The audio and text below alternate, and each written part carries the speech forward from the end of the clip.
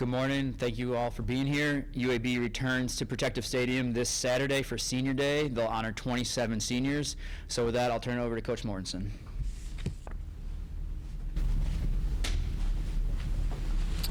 Hey guys, look, again, this is obviously, I know I got to talk about after the game, a very disappointing game against North Texas last week. One, give them credit. Coach Morris has done a great job there. They've done a great job recruiting, do a good job coaching their players, good job instituting their scheme.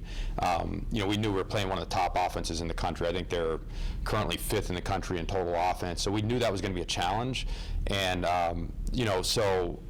certainly we want to play better defensively. We got to get off the field and create more stops. But I think the part that I was most frustrated and disappointed with is knowing that, hey, they're going to make some plays. They're going to score a little bit because you know how good they are. We got to do a better job on offense playing complementary football.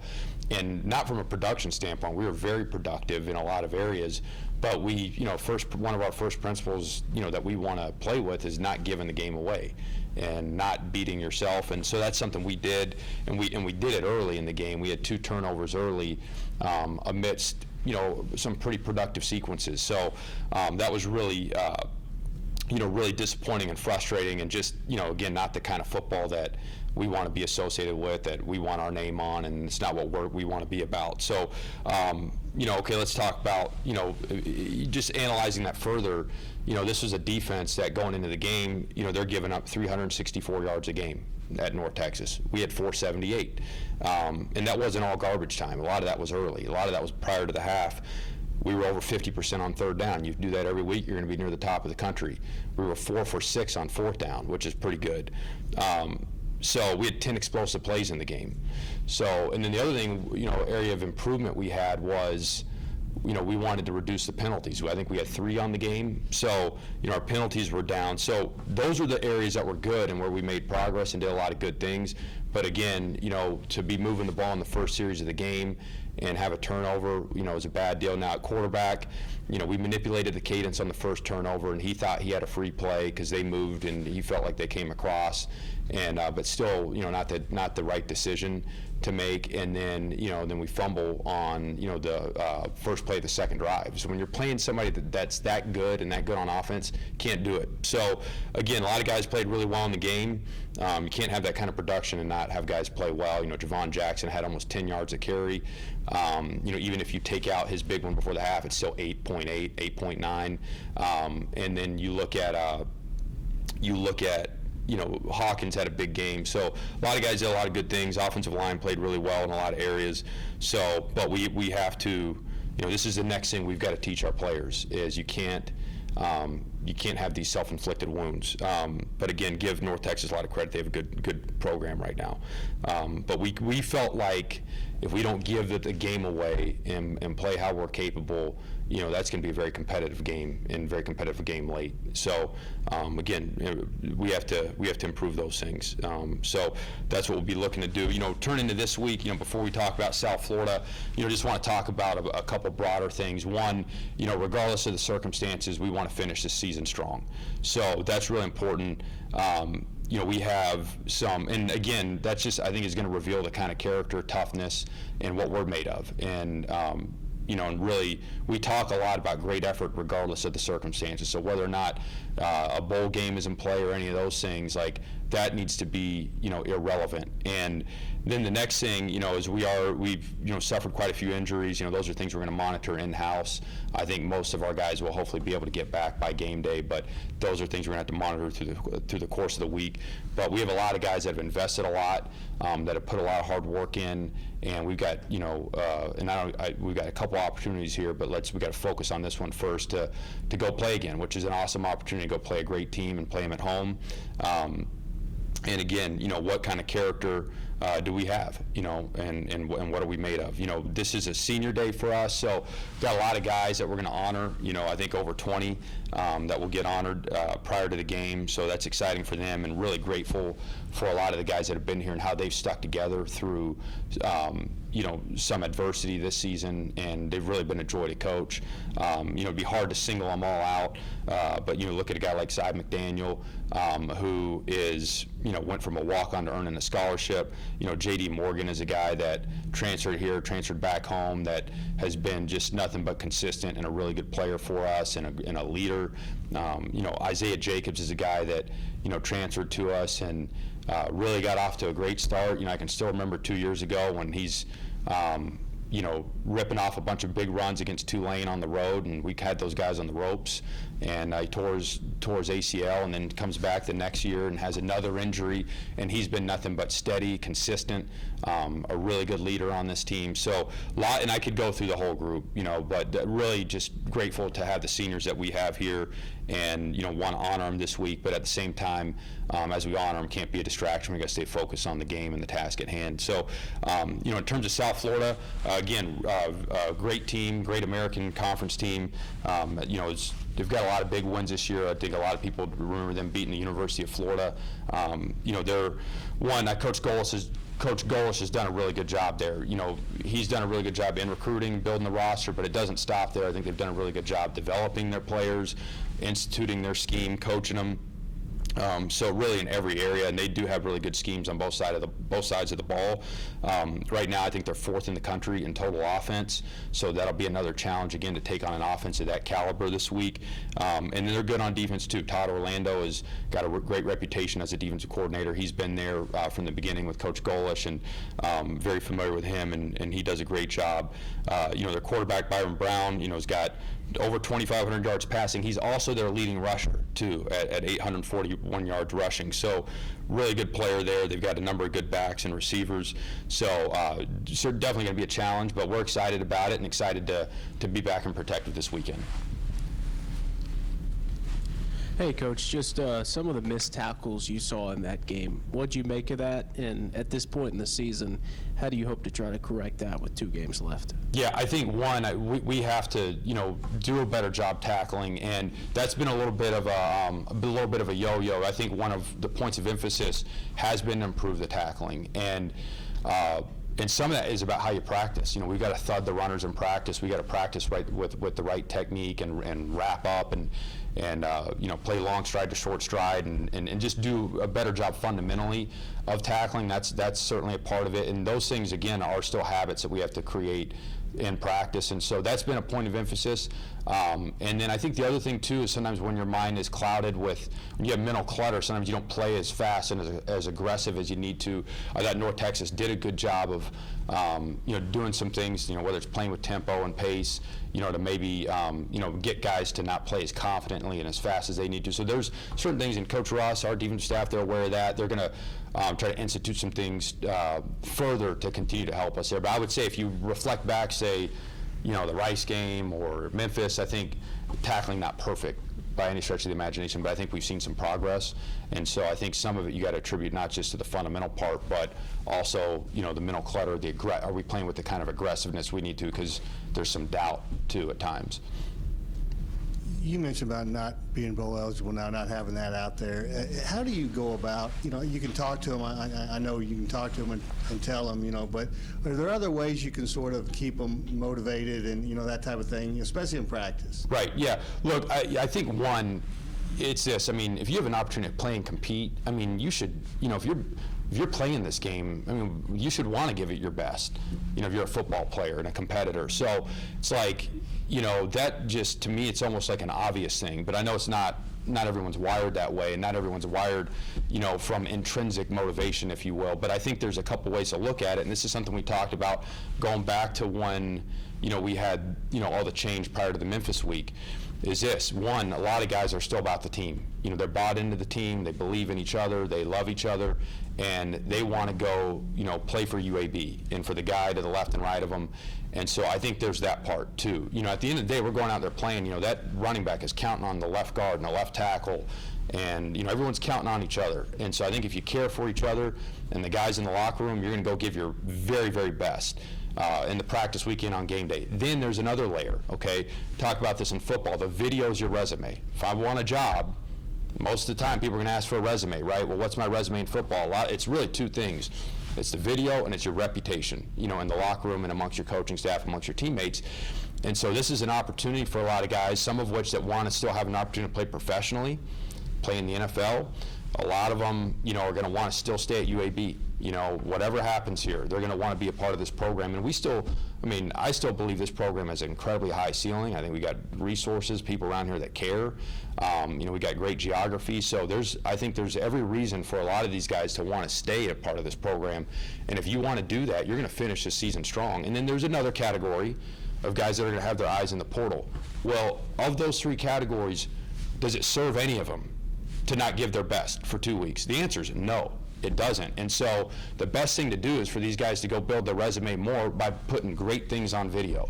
You know, and then the other thing too, you know, my former, you know, boss used to talk about this a lot is, you know, he'd give this speech, and I'm probably going to butcher it, but he'd talk about and or but, and he'd say when, you know, you're getting evaluated as a player, you know, they'll tell you, hey, this guy's got great balance, body control, he's got short space quickness, you know, makes contested catches, this, that, the other. And then there's going to be a point in that write-up, it's going to say, and has great character, treats people well, teammates love him, is kind to the equipment staff, so on and so forth. Or that word's going to say, but poor academically, treats people poorly, selfish. So that's the other part too, is everyone's got a decision to make right now on not just the film they put out there, but you know, how are you going to conduct yourself in the building? How are you going to conduct yourself academically? So, you know, the best thing for everyone to do is to put their best effort, put their best foot forward right now. So to me, you know, I think there are a lot of ways to frame that to the players, and I think they will understand that. And I didn't spot Corey Milner the other day on the sideline. I don't know if he was there or not. I didn't see him. Is he still with the team, and was he there? Yeah, you know, Corey is, you know, we're handling that internally, but, you know, really like Corey and believe he can have a very bright future, and just a couple things we're handling internally right now. That's all I'll say there. What went into the decision to start Jalen over Ryder in that matchup? What was your ultimate? Yeah, it's a great question. I mean, look, both guys are really good players. You know, I think both of them have a bright future playing football. Ryder's obviously younger, you know, and Ryder he's a really good player. He's a good young player. I think he's going to be a great player. He's smart, intelligent, works really hard. I think we got to see him play, you know, great football against Memphis here at home. You know, where he went like 20-27 and led us to a big win and commanded the game really well. And then again, I've mentioned this post game. I think the quarterback position, you know, often gets too much blame and too much credit a lot of the time. And believe me, I'm as hard on these guys as anybody. I really am. You know, but you look at Jalen Kitna. I mean, prior to his injury, talking about this year, this season, not a year ago, this season. You know, this guy was playing pretty well, you know, by and large. I'm not saying he played perfectly. He was playing pretty darn good. You know, guy was like second in the country in completions per game. He was leading the American in passing, which is pretty tough to do in a really good league. And so, you know, so here's my point. You know, Jalen was playing really good football at the time of his injuries, and he had two significant upper body injuries. We haven't been very specific about disclosing what those were. Probably came back too quick, and that's really on me. I probably should have pumped the brakes on that. He was eager and ready to get going. But upon him getting healthy, wanted to start him and get him back out there and playing. And I thought he played really well in this game. I mean, again, we were over 50% on third down. A lot of that was him. This guy we had 10 explosive plays in the game. You know, I think the one turnover late, and he was trying to throw the ball out of bounds. It was bad. He's kicking himself. He knows you get outside the tackle box, you have to throw it into the first row. So, but anyway, those are some of the things that factored into him playing. You know, I know I'm going to get criticized, and I get it, for, you know, Ryder came in and on the first series and had an interception. You know, as I mentioned, he thought he had a free play on that. So, you know, and I joked after the game, I mean, it's not that it's a laughing matter, but, you know, 1997, Steve Spurrier is playing, you know, Florida State when they're ranked second in the country. He rolled his quarterback every single play. And they won the game. They had 499 yards of offense. They had no picks. So, you know, at the end of the day, you know, we trust Ryder. We're confident in him. If we'd thrown a trick play pass with the receiver, I'd rather put Ryder out there, and let him make a decision. So still have a ton of confidence in him. So anyway, really like both guys, but Jalen, this has been Jalen's job, and didn't want him to lose that job to injury, and have a ton of confidence in him. And he was 1 of 8 on deep balls last weekend. Right. Does that have to do anything maybe with the shoulder, or was that more just circumstantial with Well, spacing? we wanted to take some shots, in the game, when they're playing tight coverage, and it's a two-way street too. Like, we got to win on routes, got to compete for the ball too. We give you a chance to win on a 50-50 ball. Like, we got to go get it. And I think our receivers are playing really well, but there are still some opportunities there to go, win on some of those as well. And some of it, it's the routes, putting yourself in position. Some of it's tracking the ball and competing for it, when you're getting tight coverage. So, and then, some of it is quarterback play too, and accuracy. But again, this is a team that was 8th in the country in pass defense going in the game, 8th. And they were giving up 160 yards a game, and Kitten went out and threw for like 288. So, he did a pretty good job, passing against these guys. And it was not like they just went and played soft coverage the whole game, His shoulder was affecting No, I'm sorry. You had to specifically answer your question. No, I don't. I think his power is pretty well back. I really do, yeah. It's just on Jalen for a second. How did you think he handled the whole just emotional part of this whole thing, being injured? Yeah. And then having to sit and watch, and then Ryder getting a lot of attention for his game. How do you think he handled that part, that aspect of this thing? I think Jalen handled it really well, and I think he's really had really good maturity about him. Stayed engaged, even when he was hurt, and Ryder obviously had a good bit of success, and stayed, paid attention in walkthroughs, still helped. Tried to help Ryder in game, was helpful in meetings. So Jalen has been nothing but a pro, through all of it. And with Brandon Hawkins, his first year here had injuries and kind of went through a lot. How much have you seen him sort of develop as a player, and maybe even as a person in his time you've known him here? Yeah, Hawkins is a guy that we signed like as soon as we got here, and he's a guy that played some quarterback in high school. He was played some junior college receiver, and we've really seen him grow and develop a lot. I think early on he was a guy that was get the ball in his hands quick. He could do some things with it, but what's been fun to watch is him really develop into a complete receiver, that has nuance to his route running, and just his overall skill set. I think Coach Garver's done a great job with him too, coaching him and teaching him. So we're just, and he's been very unselfish. He's a hard worker. He's a great team guy. I really love him, and it's been, despite the outcome last game, which was frustrating, and I was certainly as angry about it as anybody. I was glad to see him have some individual success. I really was. Coach, just given that frustrating nature last week, being at home too, how important is it to try to give the fans something this week in this home finale, especially just considering the nature of this season and what's going on? Yeah, one, I want to say this, like the people that have been supportive, like I really do appreciate our fan base. I know there are a lot of people that care about our program and care about UAB football. I also know there are a lot of people that are frustrated. I understand their frustration. Look, if they have a standard, like, believe me, like, I got a standard. We have a standard that, we expect to meet, and we're working every day to get closer to, everyone understanding what that is and what it needs to be. So, but I really, we're really appreciative of them, and we've had a lot of people reach out, even after the Memphis game. You'd be amazed just at some of the encouragement and people reaching out, and people that want to help the program in a lot of different ways. So we're really grateful for that, and we certainly want to finish the season the right way. One, because we have a standard we want to adhere to.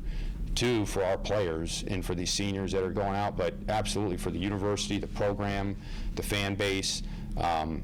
It's really important to us to play the right way, and so that's it's a big deal. And with this being the last home game, it's a great opportunity to do that.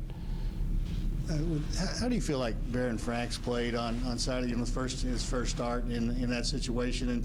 And he's a guy that was competing for a starting job, didn't win it, and it's probably been a little frustrating season for him. I mean, how do you think he played, and how do you think he handled this whole season? Baron Franks, I think, has played really well, and Baron is a guy that, as you pointed out, was, had an opportunity to start at one point and, had an injury that put him behind for a while, and, I think that was tough for him, but we really love Baron, and Baron's done a really good job here.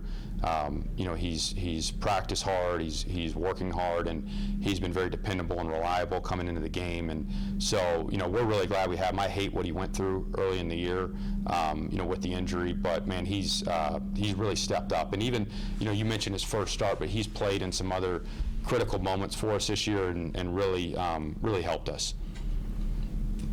Anything else? All right, thanks, Coach. All right, great. Thanks, guys.